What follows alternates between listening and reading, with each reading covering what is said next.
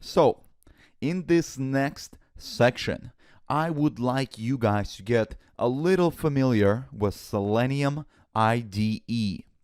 Now, that's the record and replay tool that we're going to use just to get a little bit of familiarity of what automated software testing can look like. This is by no means the way that you're going to be writing your tests, and I will make sure that you guys learn the proper way. Record and playback is never the correct way to write automated software tests. But just so you guys can understand the functionality of Selenium, I would like to show you guys a few pieces.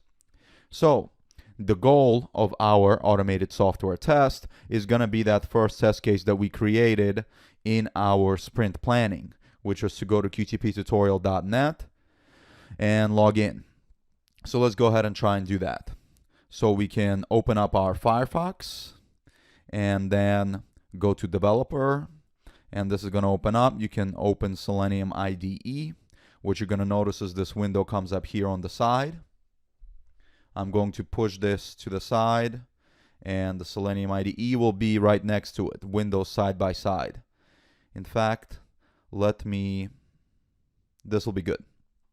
So, when you open Selenium, the very first thing you notice is this little red button. It's already in record mode because it's pressed down. So, it's going to be recording our every single manual step.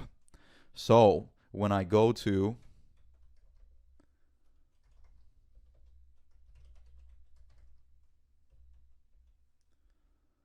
and hit enter, watch this window over here.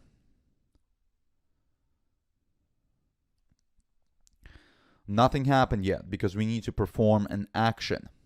So the next step that we're going to do is enter Selenium test user.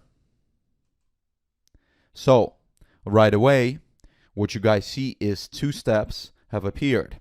First, we have a command that opened wp-login.php because our base URL is qtptutorial.net. So all this does is append this to the end.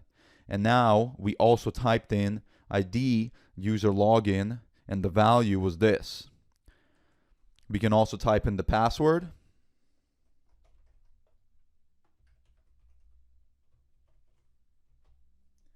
And then we can hit login.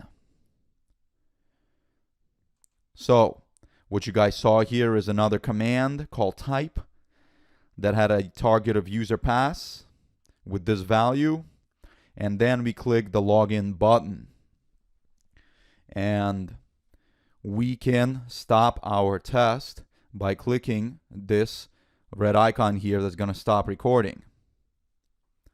Great. You guys see that? So over here on the left side we have the commands, right? Those are the actions like opening a browser, typing something in, and then clicking and waiting a button. Over here you have the target, that where the action is performed, and then over here on this value side, that's the value that you're passing in, usually into something like a web edit box or some kind of text edit box, or maybe into like a search box, whatever. That's where you're passing in the value.